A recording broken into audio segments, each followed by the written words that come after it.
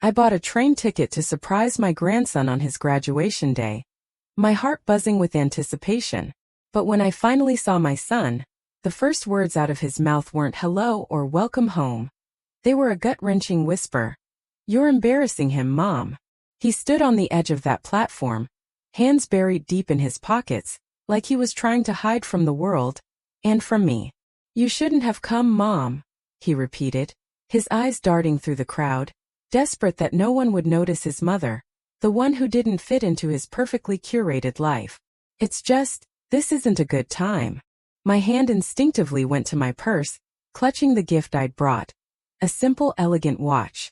Engraved on the back for Justin, my grandson, were the graduation date and 3 small, powerful words.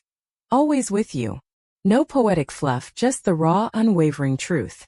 I have been there for him since the day he was born. I changed his diapers when his mother vanished for days. I took him to speech therapy when no one else had the time, sitting patiently, holding his little hand while he struggled with sounds. I held him through nights when he was sick and scared of the dark, his small fingers always reaching for mine. And now, at 17, graduating high school, I wasn't allowed to be there. The train ride itself had been a marathon.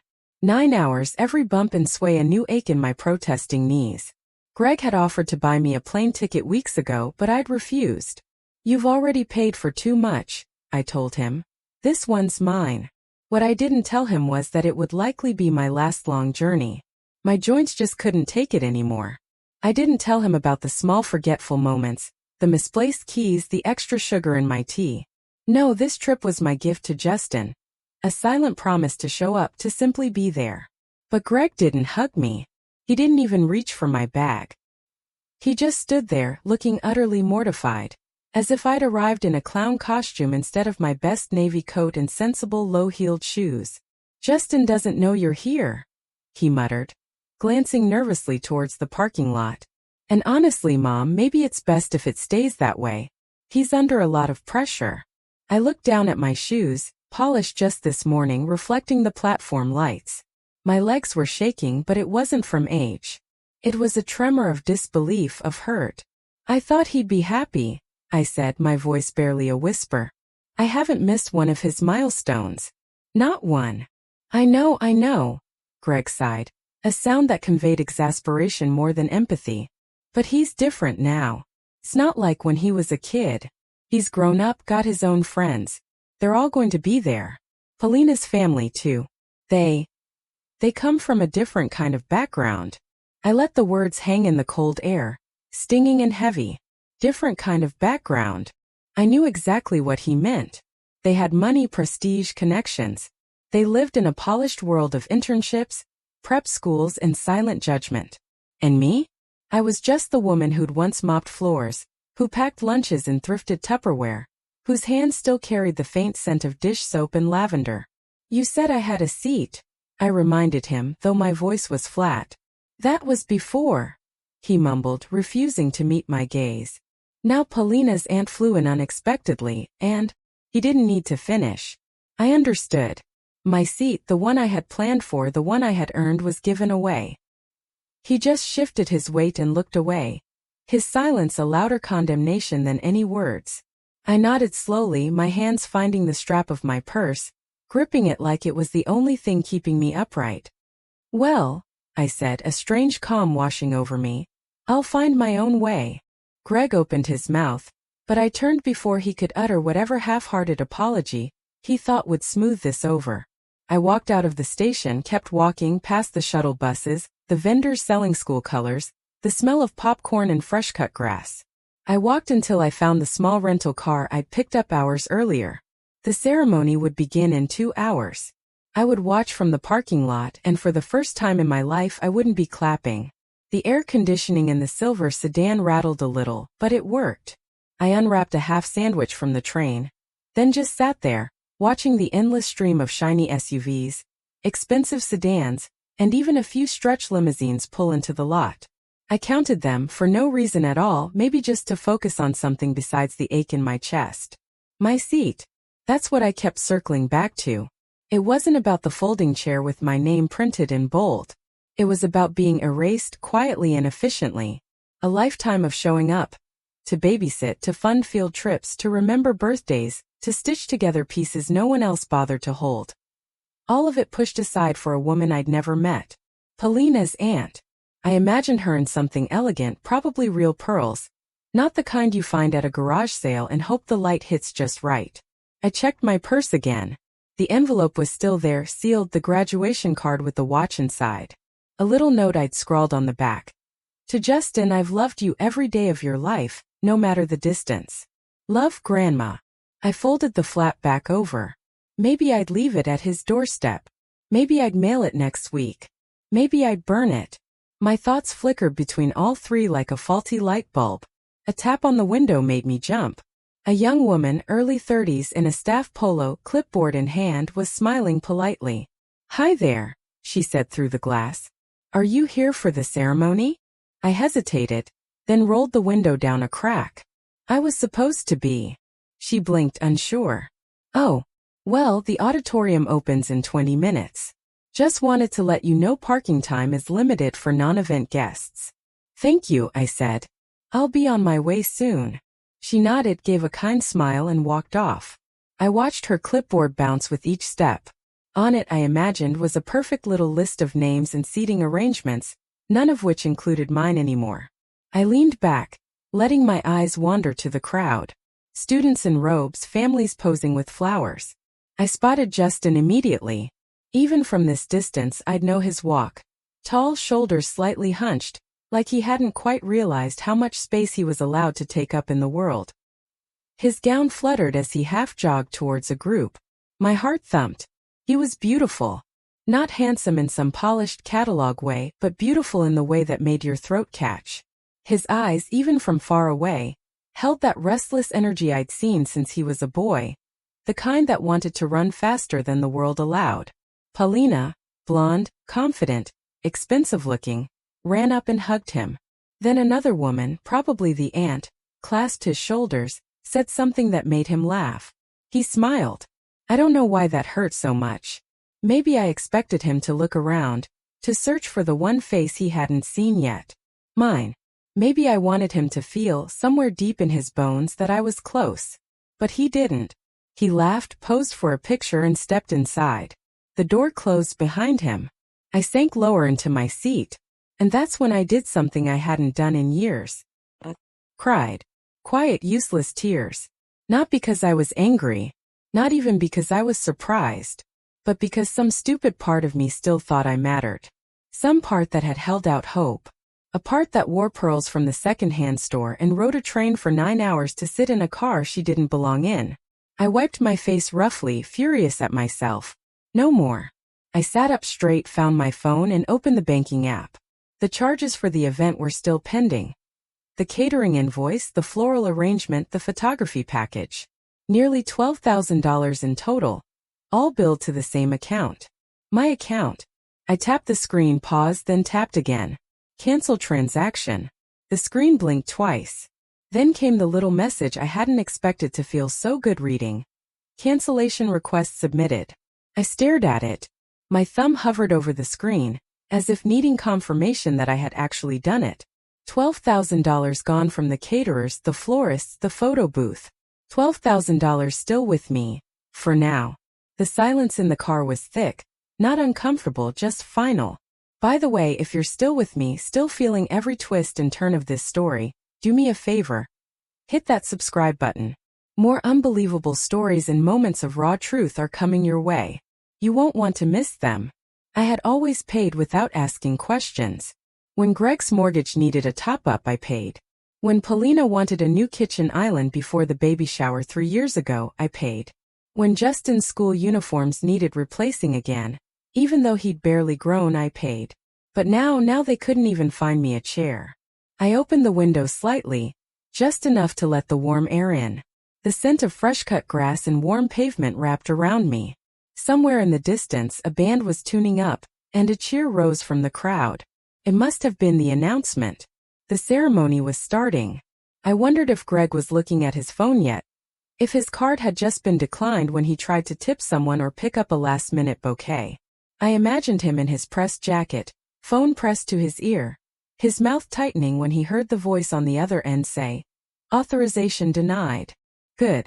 Let him sweat a little. A movement outside the car caught my attention. A girl, tall, dark curls pinned neatly in a green dress, was walking alone down the side of the building. She looked lost and young, maybe late teens. She stopped near the car and pulled out her phone, checking something, then looked around. When her eyes met mine, she hesitated, then took a few cautious steps forward. "Excuse me," she said, her voice polite but a little uncertain. "Are you Mrs. Mason?" I blinked. "Yes." Her face lit up. "Oh good. I wasn't sure I had the right person. I'm Melissa, Justin's friend. He talks about you a lot. Says you make the best peach cobbler in the state." I felt my mouth twitch, almost a smile. "He says that all the time. I think he misses your cooking more than anything when he's at school." I tilted my head, unsure what to make of this sudden sweetness. "Are you part of the ceremony?" She shook her head. "No, I'm just here with friends. I saw you from the side window and I thought, I don't know, maybe you were lost or needed something." I studied her. There was no performance in her face, just a quiet honesty, a warmth. I gestured to the passenger door. "Would you like to sit for a minute?" She looked surprised but nodded. "Sure." We sat in silence for a while. I could hear faint applause, names being read, parents cheering. "I didn't get a seat," I said eventually. "I heard," she said softly. I turned. "You heard." She looked down at her hands. "I was helping set up yesterday. Justin's name card was on the front row. There was one next to it that said, Mrs. L. Mason. I asked if that was his grandmother. Paulina's cousin rolled her eyes and said, Not anymore. Greg said she wasn't coming, that she'd probably just get confused anyway." I closed my eyes. "I'm sorry," she added quickly. "I thought maybe you knew." "I do now." She sat quietly beside me. "It's funny," I said, my voice calm, almost amused. "I spent most of my life cleaning other people's messes, making sure Greg had shoes that fit, taking double shifts so we could buy a used piano because he begged for lessons. He quit 2 months later." A soft laugh escaped me. I didn't mind. It was never about gratitude. It was about showing up.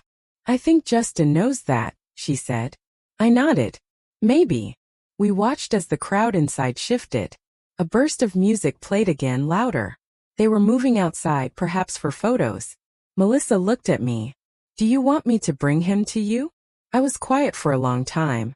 Then I shook my head. "No, sweetheart.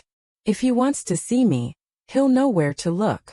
The doors opened and the graduates began to spill out like bright confetti. Robes flowing, caps askew, some tossing them into the air with whoops of victory. Parents surged forward, phones in hand, tears in their eyes. A storm of love, noise, and pride. I watched from the car. Melissa had gone to meet her friends, leaving me with a soft, apologetic smile and a promise to stop by sometime. I thanked her, not for the visit, not even for the kind words, but for being the only one today who looked me in the eye and didn't flinch. I sat still as the crowd thickened. Justin was easy to spot, his robe unzipped over a crisp shirt and tie, cap in one hand, a bouquet of white roses in the other. He was smiling again, a wide, unguarded grin as he hugged Paulina and someone who must have been her aunt, the one who had taken my place. She kissed his cheek and handed him a wrapped gift. A little blue box, something expensive. He nodded politely. Greg hovered near them, laughing a little too loud, clapping Justin's shoulder like he'd done something extraordinary himself. He probably believed he had. After all, wasn't he the one who got Justin here? Paid for tutors with my money. Arranged prep courses with my money. Bragged at barbecues with stories rooted in my labor. I saw Justin glance around once, briefly scanning the edges of the crowd. My breath caught, but it passed quickly. He was probably just looking for one of Paulina's cousins or the photographer or a friend with whom he wanted a selfie. Not me. Never me. And then a flicker. His hand reached into his pocket and pulled out his phone. He looked at the screen, tilted his head. His expression changed just slightly. A crease in the brow. A soft frown. I knew that look. He used to make the same face when I told him there were no more cookies in the jar. And he suspected I was lying. Greg leaned in, said something, and Justin responded. I couldn't hear the words, but the gesture was unmistakable. He stepped back. shook his head, disagreed, and then he walked away from the group. Not fast, not in a scene, but with intent. I sat up, heart tapping hard against my ribs. He crossed the lawn, wove through the crowd, eyes searching. I froze when his gaze swept toward the parking lot. I didn't duck. I didn't hide. I just sat there, hands in my lap, the envelope still peeking from my purse. And then our eyes met. He stopped. A full heartbeat. Then another. And then he came. He crossed the lot in long strides, ignoring calls behind him, stepping off the paved walkway and through the yellow grass to where my car sat under the wide-armed oak. He reached the door. Rolled the window down. "Grandma." His voice cracked around the word. I nodded. He looked me over. My dress, the one I'd ironed this morning just in case. My hair pulled back into its usual bun. The watch on my wrist. My hands. He looked like he wanted to say something and couldn't find the shape of it. "I didn't know," he said finally, breathless. "I swear I didn't know you were here." I nodded again, slowly. "I believe you. Why didn't you tell me?" "Your father told me not to." His jaw clenched. "He told me you couldn't make it. That you were too tired. That you said it yourself." "I didn't." Silence settled between us. Heavy but clean. "Is that for me?"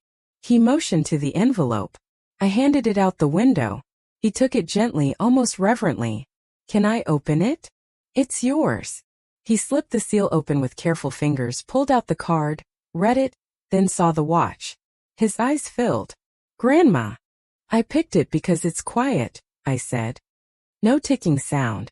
"Some people don't like the noise." He said nothing for a moment, just held it. The strap stretched across his palm like something sacred. "I didn't know," he said again softly. "I know," I whispered. He looked at me, and I saw the boy I used to know flicker back through the man he was becoming. "Can I sit with you a while?" he asked. I reached across and unlocked the door. Justin slid into the passenger seat like he had 100 times before. There was a small scuff on the knee of his dress pants, probably from running across the lawn. He didn't seem to notice. He was holding the watch in both hands, as if afraid it might disappear. We sat in silence for a while. I didn't need to fill it. He did. "I should have asked more questions," he said finally. "When Dad said you weren't coming, it felt wrong. But I didn't want to start something." "You were busy," I said. "No," he answered, his voice firm now. I was comfortable. I turned my head slightly to look at him. His profile was strong. The soft lines of boyhood sharpened by time and self-awareness. But his voice, that was still my boy's voice, that edge of shame, of wanting to make things right, even if he didn't know how. "They gave my seat away," I said, not bitter, just plain. His eyes dropped to Paulina's aunt. "You knew. She came this morning last minute. Dad said there wasn't room for everyone. But you were on the original list, Grandma. I saw it when the programs were printed. You were supposed to be right next to me." I didn't answer. He exhaled hard. "He told me you canceled. Said you didn't want to sit in the front row. That you didn't like crowds." "I rode 9 hours on a train," I said quietly. Justin looked down at the watch. "I should have called." I didn't argue. He should have. But what good would it do now? He wasn't cruel, just careless in the way young people often are.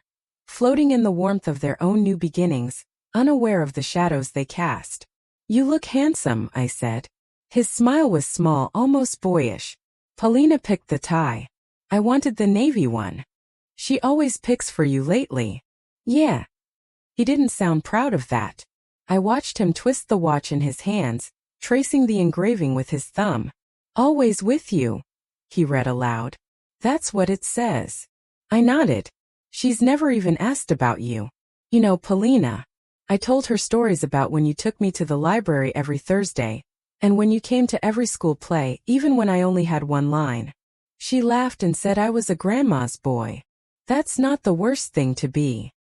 He laughed softly, then went quiet. I think I got so used to being proud of where I was going, I forgot to be proud of where I came from.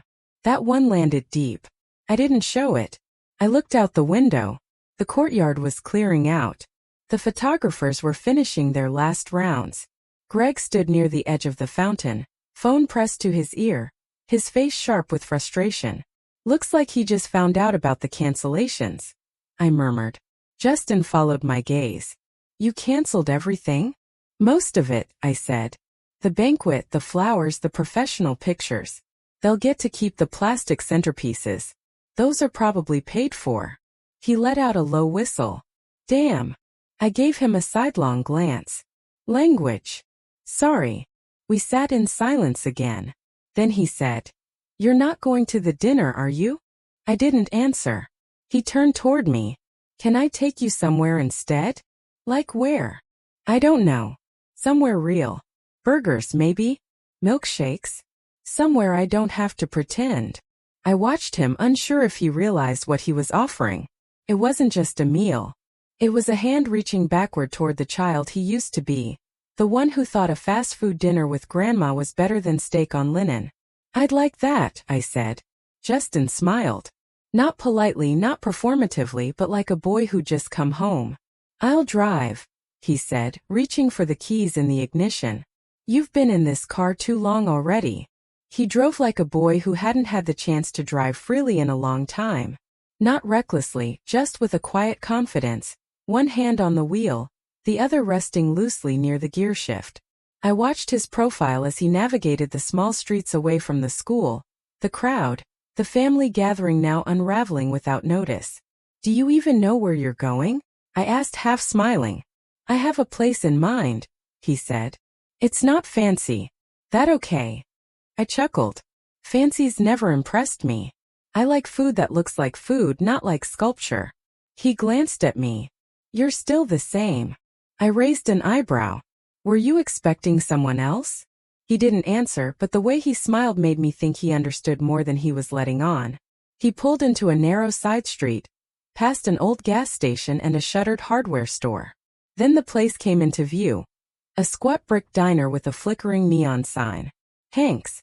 No white tablecloths, no valet parking, no wine list, just chipped booths and laminated menus, the kind of place where they know how you like your eggs.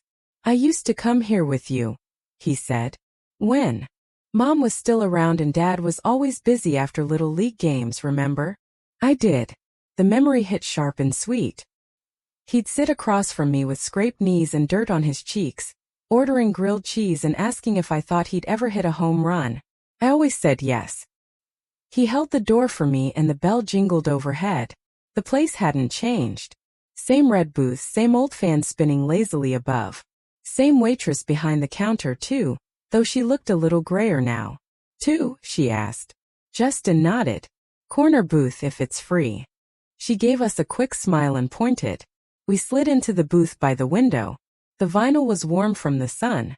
Justin reached for the menu, then set it down without opening it. I already know what I want, he said. Grilled cheese and a chocolate shake, I guessed. He grinned. And curly fries. Some things don't change. I looked over the menu. I'll have the same. You used to get soup, he said. I used to have teeth that didn't mind crusty bread. He laughed and I felt something loosen in me. Something old and knotted and hard. The waitress took our order and returned with 2 glasses of water and a knowing look. Graduation day? She asked. Justin nodded. Congratulations, sweetie. Thanks. When she left, he leaned forward, elbows on the table. So what happens now? What do you mean? I mean with Dad, with Paulina, with all of it. Are you really done? I stirred my water with the straw. I think so. You've been doing things for us forever. Paying for everything. Being there, even when no one noticed.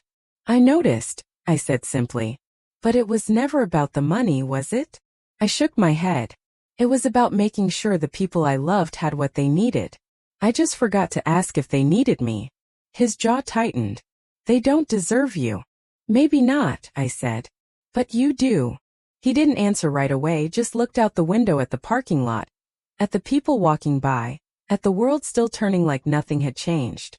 I'm going to college in the fall, he said. State university, full scholarship mostly, but housing's tight. There's a wait list for the better dorms. I saw where this was going. I reached into my purse and pulled out a smaller envelope. Not the one with the watch. This one was flatter paperwork. What's this? He asked. New account in your name. I transferred the graduation funds into it. He stared at me. Grandma. I didn't cancel the payments because I was angry. I canceled them because they forgot who paid. Who cared? You remembered. His eyes shimmered just for a second. I'll use it carefully. I know. He held the envelope like it was made of glass. You didn't have to. Yes, I said. I did. The food came just as the sun started sliding lower, casting warm amber light through the diner's windows. Our grilled cheese sandwiches sat golden and crisp on white plates. Curly fries piled like tangled ribbons on the side. The milkshakes were thick, served in tall glasses with whipped cream beginning to melt down the rim. I watched Justin take his first bite. For a moment he looked like a boy again. No gown, no expectations, no weight of future plans. Just a young man eating something that reminded him of simpler years. I missed this, he said around a mouthful.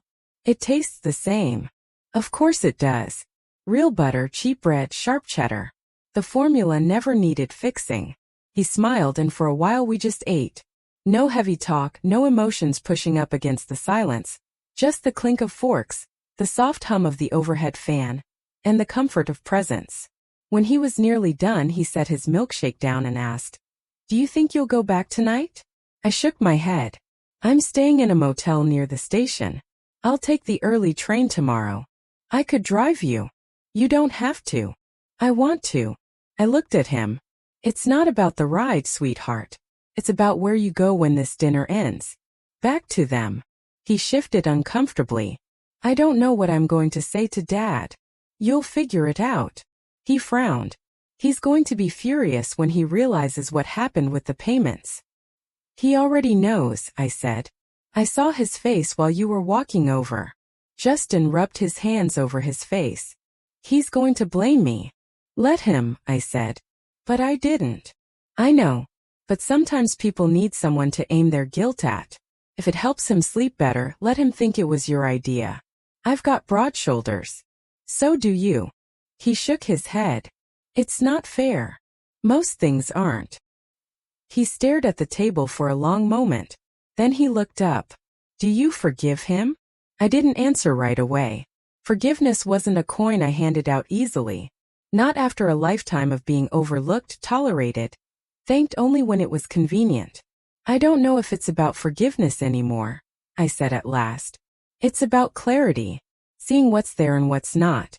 What I can still give, and to whom." He nodded slowly. "And me. You." I smiled. "You're not broken, Justin. You just got a little lost. But you found your way back. That's more than most manage." The waitress brought the check. I reached for it out of habit, but Justin was faster. He tucked a few bills under the receipt without letting me see the amount. "I'm allowed to treat you once," he said. "Careful," I warned. "It's addicting." We left the diner together, stepping into the soft pink glow of evening. The breeze had cooled, rustling the trees along the sidewalk. A few kids rode past on bikes, laughter trailing behind them like kites. Justin walked me to the car and opened the door for me. "Can I drive you to the motel?" he asked. "No, but you can walk me to the front desk." We rode the short distance in silence. When we arrived, he walked me in like he'd promised. At the counter I gave my name and took the key. The clerk didn't ask questions. Small towns have a way of letting silence do the talking. Outside my room, Justin hesitated. "You'll call me?" he asked. "When you get home?" "I will." "And if I visit this summer?" I smiled. "The peach cobbler won't bake itself." He stepped forward, then stopped, then stepped again and wrapped his arms around me tightly. "I love you," he whispered. I held him, and for the first time all day, I let my eyes close. He left only after I'd locked the motel room door behind me. I stood by the window for a while, watching him walk across the parking lot. He didn't hurry. He wasn't slouched like usual. He looked taller somehow, straighter, like someone who'd made a choice. Once his car disappeared down the road, I sat on the edge of the bed and took off my shoes. My feet throbbed from the day. Too many hours in shoes made for standing proud, not for standing still. I unpinned my hair, shook it loose. The mirror across from me caught the movement, and I stared for a moment at the woman reflected back. Tired, older, but still here. I reached for the hotel phone and dialed. Not Greg, not Paulina, not even Justin. I called the bank. Mrs. Mason, came Richard's voice, warm and measured like always. Everything all right? Yes, I said. Everything's fine. I'm calling to confirm that the transfers I canceled today won't be reinstated. No, ma'am. Everything remains as you requested. The funds were stopped before authorization. The vendors were notified. Good. There was a pause. Is there anything else I can do for you? He asked. I hesitated. Actually, yes. I'd like to schedule a full review. I'm considering restructuring my will. I can set up a call for Monday morning, and I'll arrange for a legal consultant to join if you'd like. That would be appreciated. We finalized the details, and after I hung up, I sat quietly in the still room. The air conditioner hummed low, and the world outside the thin curtains fell into darkness. I thought about Greg. I thought about the sound of his voice this morning at the station. The tightness, the shame he hadn't even tried to hide. He knew what he was doing. He knew what it meant to ask his mother to turn around and leave. And he did it anyway. For convenience. For appearance. For control. The pain of that choice still lingered. Not sharp anymore, but slow burning like a bruise pressed under the skin. And I wasn't naive enough to think there'd be an apology, not a real one. Greg didn't apologize. He explained, he justified. He maneuvered. But maybe he wouldn't get the chance this time. I pulled out my old address book and flipped to the back, where I'd scribbled names I hadn't dialed in years. A lawyer I'd met after my husband died. An accountant I'd trusted before Greg insisted he take care of things instead. They were still alive, still reachable. I drew a line under one name and circled it. Then I wrote something new. Everything starts Monday. With that, I turned off the light and lay down, still fully dressed, still holding the watch box in one hand. I woke early, not from noise or discomfort, but from clarity. It was still dim outside, the sky barely touched with blue. I got up, dressed slowly, and packed my things.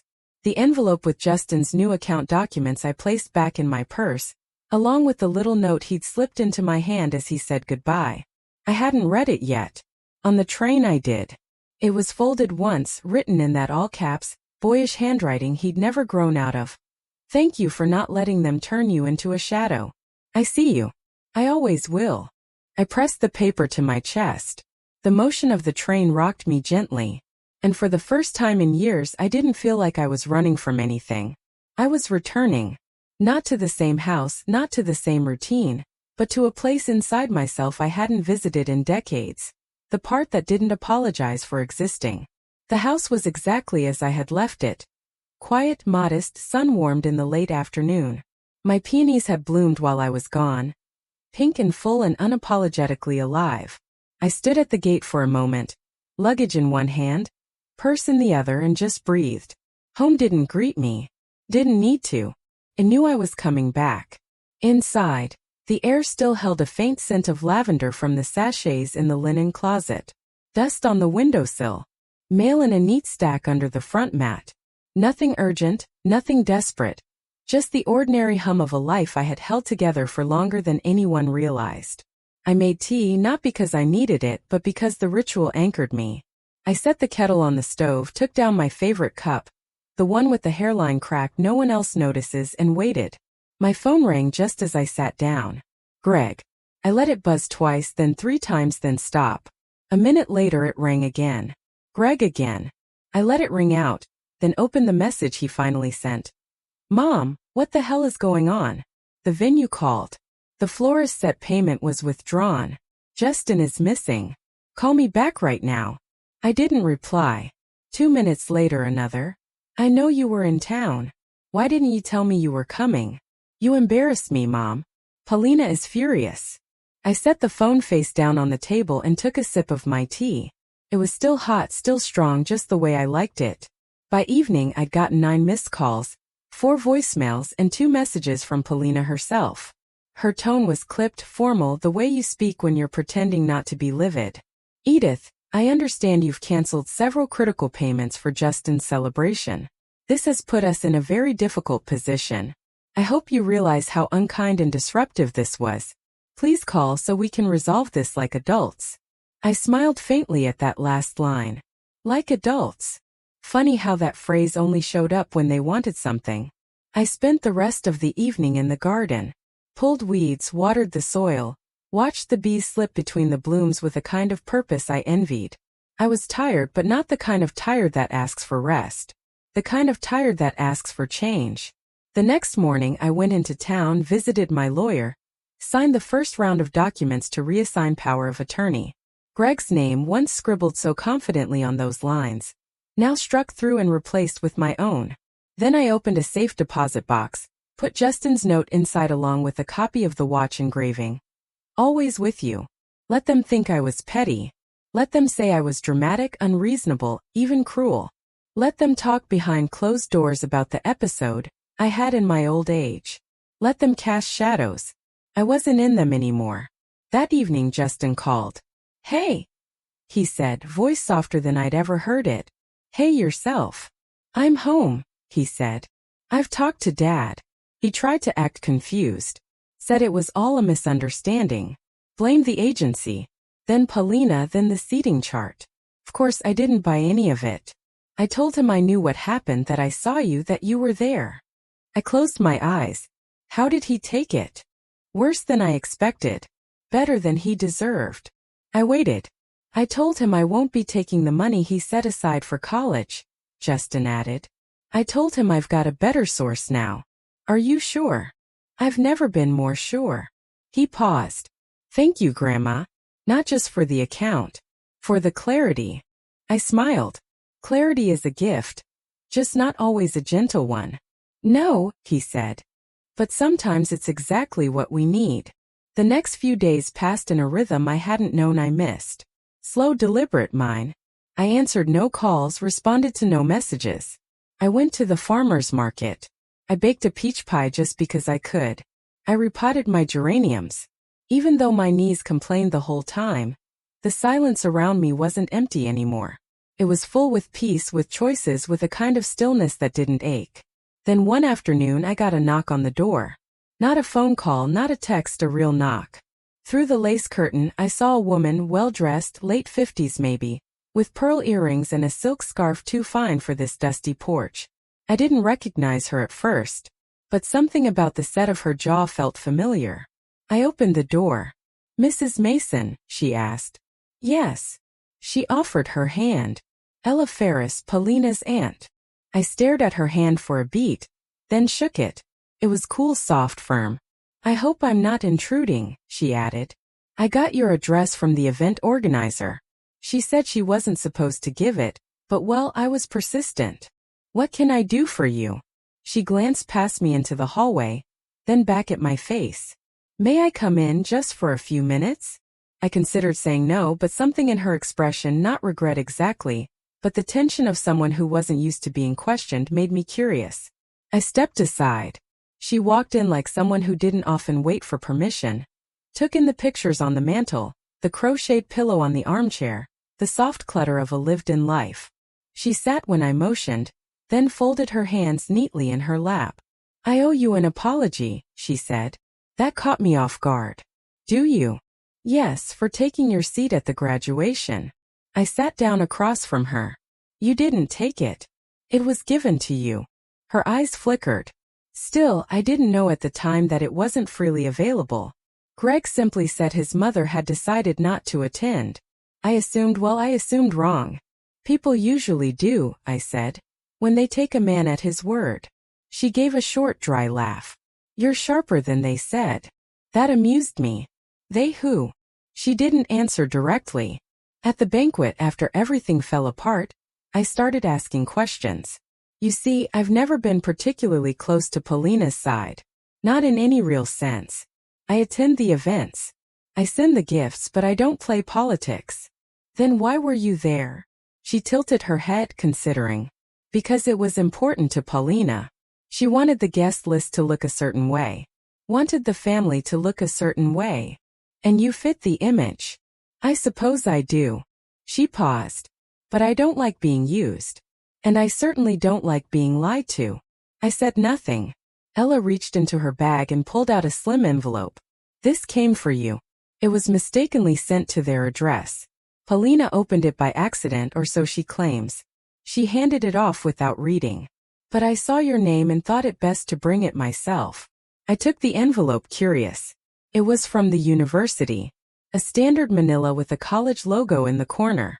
Justin's name was on the return address. I opened it. Inside was a printed photo, not glossy, just a copy of him in his gown, standing in front of a building I didn't recognize. But what caught my eye wasn't the cap or the certificate in his hand. It was the watch on his wrist, positioned deliberately so the engraving was visible. Always with you. Below the photo was a handwritten note. Thought you'd want the first picture, the real one. Love, Jay. I pressed the photo against my chest for a moment, then looked up. Ella was watching me carefully. Not judgmental, just quiet. He's a good boy, she said. Yes, I said. He is. I hope he stays that way. So do I. She stood. I won't take more of your time. As I walked her to the door, she turned one last time.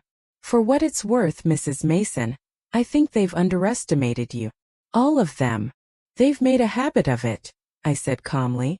Ella nodded. Not anymore, I think. And then she was gone. It wasn't the photo that got to me. It was the placement of the watch. That detail, that quiet, deliberate choice told me more than a dozen apologies ever could. He hadn't just worn it. He'd made sure I saw it. Made sure I knew I hadn't been erased. No matter how much Greg and Paulina tried to rewrite the day, I pinned the photo to the small corkboard in the kitchen, just above the calendar. I'd clear space later. For now it stood alone, a marker, a beginning. That afternoon, I sat down at my desk and pulled out the documents Richard had sent over. 3 stacks. Account transfers, revocation of rights, preliminary trust setup. I read each line slowly, methodically, highlighted what mattered, crossed out what didn't. By the time the sun began to lower, everything was signed. I called the courier. An hour later, the paperwork was on its way back to the bank. Justin's name, full and official, was now linked to a trust that would carry him farther than any check from Greg ever would. It wasn't about the money. It never had been. It was about drawing a line, one clean and sharp enough that even Greg wouldn't dare cross it again. The next day, the doorbell rang just after lunch. I opened the door without checking the window. Greg stood on the porch, not angry, not smug, just defeated. He held a white paper bag in one hand, the kind from that overpriced deli downtown. Inside, no doubt, was something he thought I'd appreciate. A peace offering wrapped in wax paper and arrogance. Hi, Mom, he said. I didn't invite him in. I didn't reach for the bag. He hesitated. I just thought maybe we could talk. We are talking, I said. He glanced over his shoulder like he expected a neighbor to be watching. Maybe they were. He turned back to me. You embarrassed us. I raised an eyebrow. Interesting choice of opening. You could have handled it differently. Quietly. I was quiet, I said. I didn't make a scene. I didn't even come inside. You canceled everything. Yes. He exhaled sharply. Do you know what that did to Paulina? To me. Yes. You humiliated us. No, Greg. I exposed you. There's a difference. He didn't like that. His jaw clenched. I stepped outside and pulled the door shut behind me. No need to bring this into my house, I said. You forfeited that privilege. He looked wounded, performed, not felt. Justin came to me, I continued. He found me in the parking lot. Not because you told him I was there, you didn't, but because he followed his gut. Something you used to have once. I was trying to protect him, Greg said. From complications, from me. I interrupted. From the woman who raised him when you were too busy chasing job titles and image? From the woman who held him while he sobbed over his mother leaving? He said nothing. I leaned in slightly. You weren't protecting him, Greg. You were protecting yourself. From discomfort. From accountability. From the truth of what it looks like to turn your back on the very person who made your life possible. He tried to speak. I didn't let him. I'm done funding your comfort, I said. I'm done financing your silence. You want dinners? Pay for them. You want respect? Earn it. You want trust? Try being honest. His face turned red. You think this is easy for me? I think nothing is easy for cowards. He flinched. And for a moment I saw the boy he used to be. The one who used to cry in my arms over bruised knees and missing crayons. The one who used to whisper, "Don't leave yet, Mom," as I tucked him in. That boy was gone. This man, this grown, grasping, polished man had taken his place. And I didn't owe him anything. "I'll be in touch," he said at last. "No need," I replied. "Everything you used to reach for has been moved out of your hands." He looked down at the bag in his hands like he'd forgotten it, then held it out to me. "Roast chicken on rye," he said quietly. "Your favorite." I didn't take it. "You should eat it before it gets cold," I said. Then I walked back inside and closed the door behind me. I didn't cry. I thought I might after closing the door on my only child. After refusing the sandwich that once might have been enough to smooth over silence. But I didn't. Not out of coldness, not out of pride, just because there were no tears left for Greg. He'd used them all up over years of quiet disappointments, of phone calls that were more updates than conversations, of holidays I was invited to like a formality, a last-minute corner table, an extra fork, but never a seat that mattered. I'd given my grief its time. What remained now was distance. Not punishment, not bitterness, just space and peace. The kind of peace that doesn't wait for permission. That evening I called Justin. He answered on the first ring. "Hey," he said, breathless. "I was just about to text. Are you okay?" "I'm fine," I said. "Your father came by." A pause. Should I ask how it went? I didn't let him in. Good. There was relief in his voice and something else too. Guilt maybe, or the ache of loyalty stretched too far for too long. "He brought a sandwich," I added. Justin laughed. Classic. He thinks things can be fixed with food. Maybe they could once. Maybe, I agreed. But not anymore. We talked for a while about his plans for the summer, about the dorm he was hoping to move into, about the little job he'd taken at the library for extra money. He spoke easily, freely. Not the way young people talk when they're reporting in, but when they're being themselves. "I've been thinking," he said near the end. "I might take a trip before school starts. Not far, just a break. Maybe come stay with you for a week if that's all right." "It's more than all right," I said. "I want to help around the house. I can fix that porch railing. Maybe repaint the shutters. You know how to do all that? I've got YouTube and pride." I smiled into the receiver. "You've got more than that, Justin. You've got roots. You just needed to remember where they are." We hung up soon after, and I sat in the quiet, fingers still resting on the warm plastic of the phone. Outside, the sky had turned that deep, gentle blue that comes just before true dark. I stepped out onto the porch. The bag Greg had left was still sitting on the top step, untouched. I picked it up, walked it to the compost bin behind the shed, and dropped it in. I didn't open it. Didn't check if the sandwich had been made the way I liked. It didn't matter. Sometimes even familiar things become inedible when trust is gone. Later that night, I sat at the kitchen table and opened my recipe book. The old one. The one with butter stains and handwritten notes in the margins. The one Justin used to flip through as a child, asking me if we could make the funny-shaped cookies or the pie with the braids on top. I turned the pages slowly, letting the paper whisper the years back to me. And then I did something I hadn't done in ages. I started a new page. Justin's Cobbler 2025. Not because the recipe had changed. It hadn't. But because the meaning had. The name mattered now. It marked something reclaimed, something passed on, not through obligation but through choice. I wrote the ingredients, then paused before the instructions. Instead I wrote, "Make when someone you love finds their way back to you." Then I closed the book, and for the first time in a very long time I felt full. The week that followed unfolded in small, steady movements. No grand declarations, no sudden confrontations, just the quiet rebuilding of a life I had left neglected for too long. I cleaned out the upstairs closet, the one full of boxes labeled with years instead of contents. I found photo albums I thought were lost, recipes I'd scribbled on backs of envelopes, birthday cards from Justin when he still signed them with backward letters. On Thursday I got a letter in the mail, a real one. The handwriting on the envelope was unmistakably Greg's. Heavy, angular, overly careful, like he was trying to appear calm, but had pressed too hard with the pen. I opened it at the kitchen counter. No greeting, just one line. "I'm sorry you felt unwelcome." I stared at the words for a long time. Not because they surprised me. They didn't.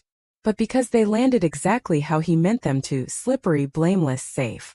I folded the letter once, twice, and slid it under the drawer liner in the back of the silverware cabinet. Somewhere out of sight. I wasn't angry. I was done. Justin arrived 2 days later. A duffel bag slung over one shoulder, a box of peaches in the other. "Straight from the orchard," he said proudly. "I figured I'd bring the ingredients since I'm hoping for pie." I stepped aside to let him in. "You've always known how to sweeten the deal."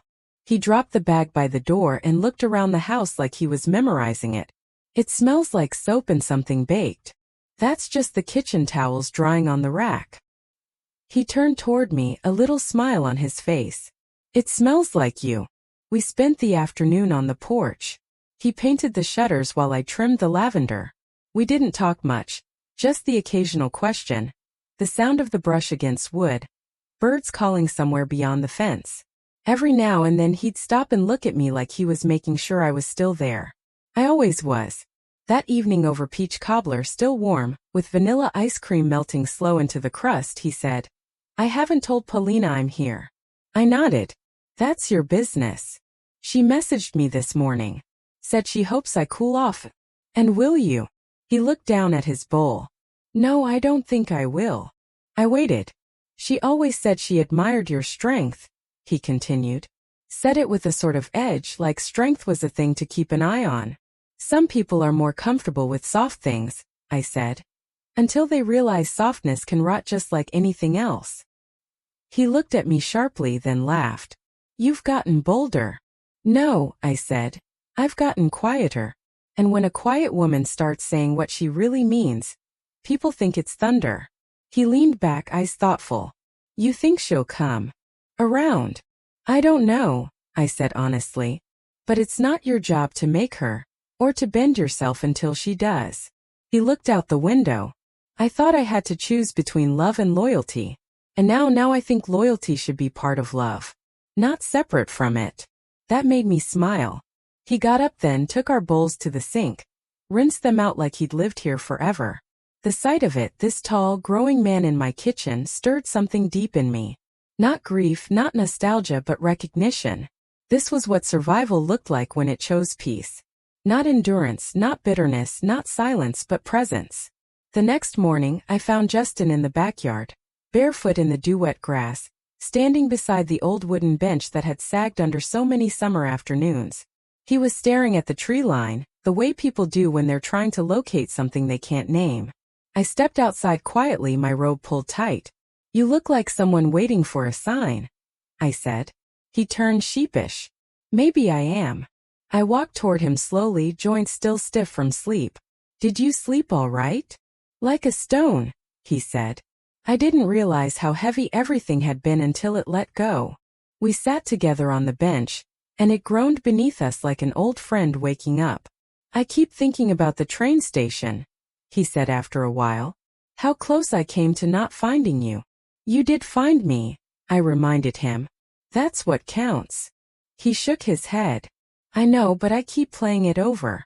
The speeches, the cameras, the people saying, 'What a perfect day.' And I just remember the way your window rolled down and your face looked, I don't know, still." He had no idea how much effort that stillness had taken, how many muscles had gone tight to keep my hands from shaking. "I'm glad I turned around," he said. "So am I." He leaned back, let his head rest against the bench rail. "Do you think Dad will ever change?" I didn't answer right away. "I think," I said slowly, "that people change only when their comfort is threatened. And Greg's had a long, easy run." "But you changed," he said. "No," I corrected him gently.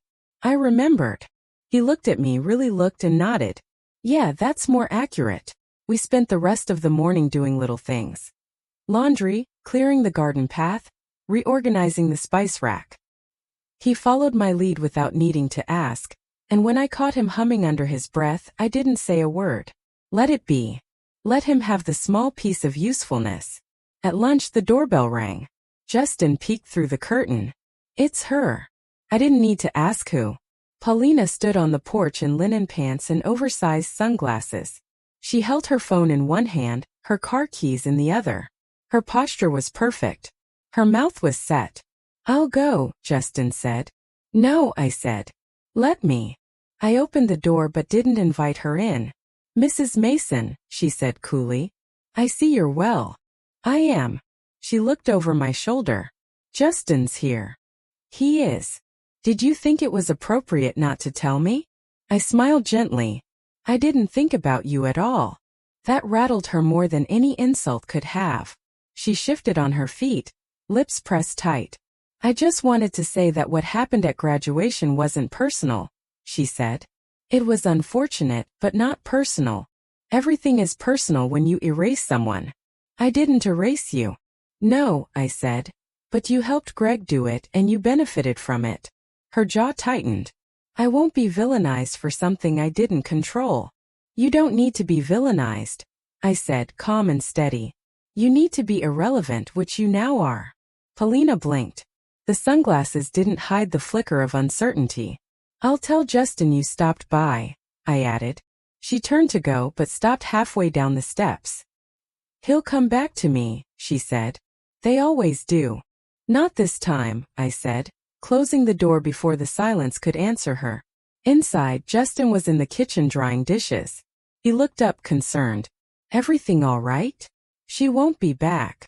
Are you sure? She was never really here. He nodded. I didn't say anything because I didn't know how.